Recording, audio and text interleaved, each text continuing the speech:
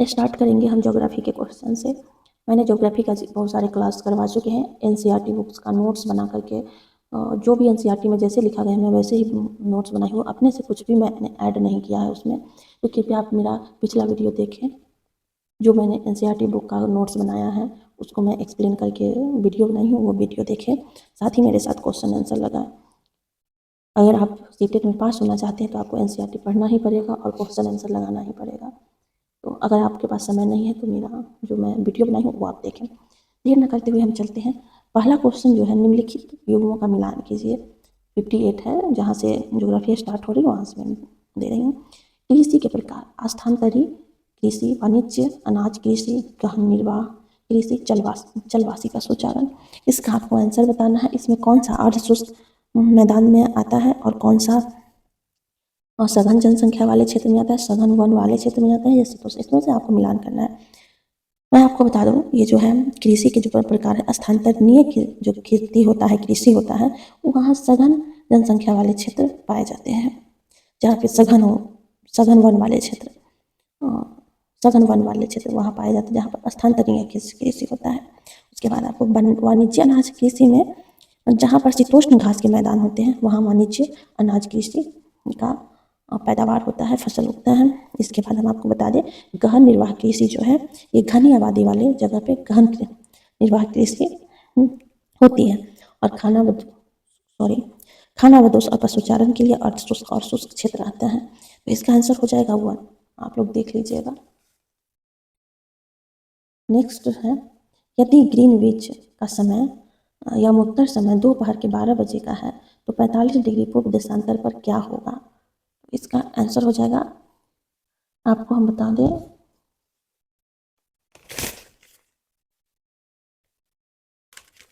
जैसे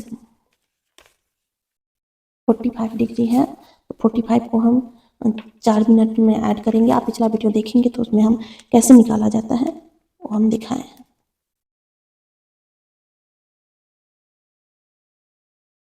180 हो गया, वो 3 घंटा हो गया, ये 180 डिग्री हो गया तो 3 घंटा के बराबर हो गया। तो यहाँ पे 12 बजे का समय है तो 45 डिग्री पूर्वी देशांतर पर क्या हो जाएगा? 12 बजे में 3 आवर ऐड कर देंगे तो 1 2 3 हो जाएगा, 3 बजे अपराह्न हो जाएगा। ये आपको मैं पिछले वीडियो में बना करके दिखाई हूँ, आप वीडियो देखिएगा तो समझ आ जाएगी। यहाँ पे ज़्यादा देर टाइम नहीं वेस्ट करेंगे। नेक्स्ट हम चलेंगे, नेक्स्ट क्वेश्चन पे देखेंगे। नेक्स्ट क्वेश्चन क्या है? 61 में, तटीय क्षेत्रों में जो समुद्री गुफाएं बनती है, समुद्री गुफाओं के निर्माण के लिए उपयुक्त कारण का चयन कीजिए। पवन अपर्दन, तरंगों द्वारा अपर्दन एवं निक्षेपण, मानव निर्मित गतिविधि और शैलों का गिरना। तो तटीय क्षेत्रों में जब समुद्री गुफाएं बनती है तो उसका कारण होता है तरंगों द्वारा अपर्दन और निक्षेपण। नेक्स्ट जो है क्वेश्चन, ग्लोब को 2 बराबर भागों में बांटने के लिए खींची गई काल्पनिक रेखा को क्या कहा जाता है? मकर रेखा, विषुवत रेखा, उत्तरी ध्रुववृत्त या कर्क रेखा? इसका आंसर हो जाएगा विषुवत रेखा। मैंने पिछले वीडियो में क्लास 7 में मैं ये बता भी दी हूँ। फिर आपको लगाना है, नेक्स्ट को आंसर बताना है। अक्षांशों के बारे में निम्नलिखित कथनों में विचार कीजिए, निम्नलिखित में से कौन सा सही है? मकर रेखा दक्षिणी गोलार्ध से होकर गुजरती है, उत्तर ध्रुव विपरीत विषुवत रेखा 23.5 डिग्री उत्तर में स्थित है, या दक्षिण ध्रुव विपरीत विषुवत रेखा 23.5 डिग्री दक्षिण में स्थित है। यहाँ आपको बताना है,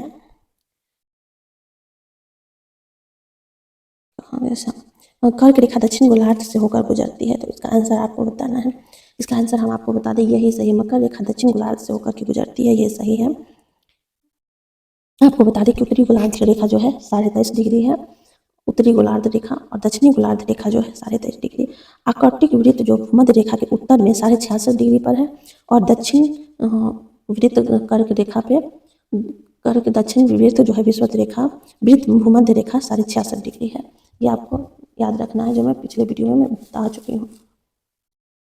नेक्स्ट आपको बताना है 63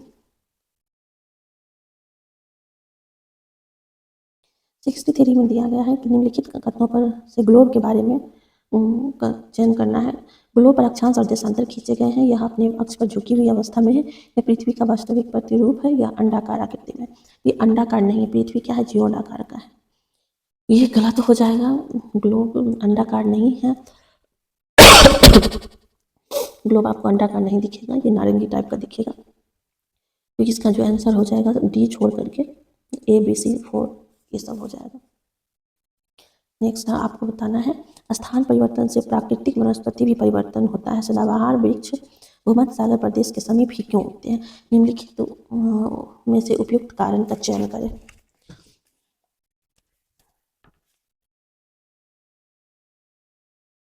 भारी वर्षा उच्च तापमान के कारण, मध्यम तापमान और मध्यम वर्षा के कारण, निम्न वर्षा और उच्च तापमान के कारण, या मध्यम वर्षा निम्न तापमान के कारण। तो सदाबहार वन भूमध्य सागर में कहाँ पे गिरते हैं ये आपको बताना है।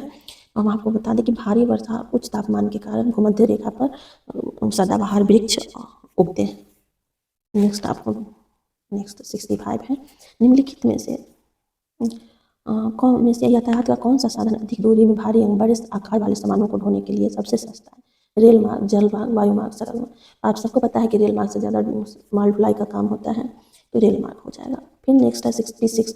अपने पर्यावरण को बचाने के लिए जिस प्रकार के संसाधनों का हम अधिक उपयोग करना चाहिए वह क्या है? तो नवीकरणीय संसाधन या अनवीकरणीय संसाधन या मानव निर्मित संसाधन या अजैव संसाधन है। इसका आंसर आपको बताना, तो मैं बता दूं ये नवीकरणीय संसाधन है जिसका उपयोग बार बार आप कर सकते हैं। जैसे सौर ऊर्जा हो गया, वाटर पानी ऊर्जा जो होता है, पानी से ऊर्जा जो बिजली बनती है वो हो गया। ये सब नवीकरणीय संसाधन से बार बार आप उपयोग में ला सकते हैं।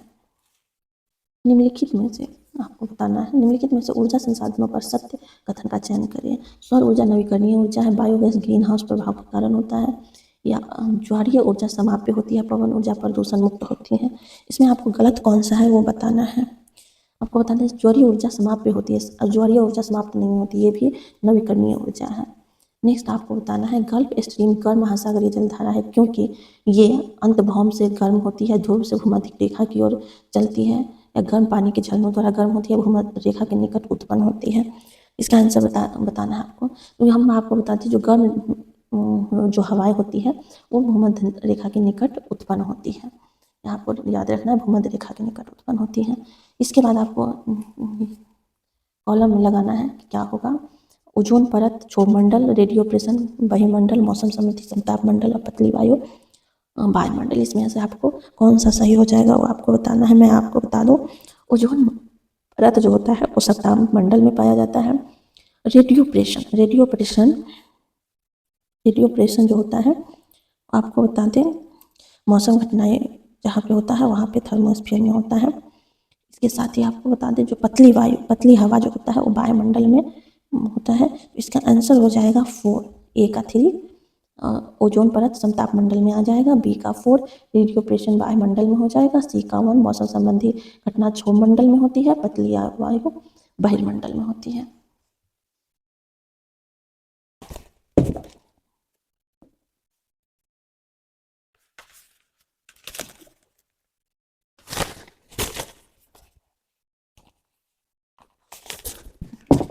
नेक्स्ट आपको समताप मंडल की परिस्थितियाँ हवाई जहाज समताप मंडल की परिस्थितियाँ हवाई जहाज उड़ाने के लिए आदर्श होती है। सही चयन करना है। निम्न वायु दाब के कारण, उच्च वायु दाब के कारण, या बादलों या मौसम संबंधी घटनाओं से मुक्त होने के कारण, या आंधी वाली परिस्थितियाँ। ये भी मैं 7 क्लास में पढ़ा चुकी हूँ। इसका आंसर हो जाएगा 3 हो जाएगा। बादलों या मौसम संबंधी घटनाओं से मुक्त होने के कारण समताप मंडल में हवाई जहाज उड़ाने के लिए आदर्श स्थिति होती है। तो आज के लिए आपको इतना है। इतना क्वेश्चन आपको अगर सही हो रहा है तो आप का NCERT बुक अच्छा है, आपकी तैयारी अच्छी है और आप अच्छे मार्क्स से पास कर जाएंगे। इसके साथ ही आपको बता दें कि अगर आप मेरे चैनल पर नए हैं तो प्लीज़ इसे कृपया सब्सक्राइब कर लीजिएगा और लाइक कर दीजिएगा, क्योंकि वीडियो डालने के बाद लाइक और सब्सक्राइब नहीं आते हैं और मेरा तो डाटा जाता ही है। इसके लिए डोंट वरी, फिर भी आप लोग कृपया सब्सक्राइब कर दीजिएगा और शेयर कर दीजिएगा। धन्यवाद।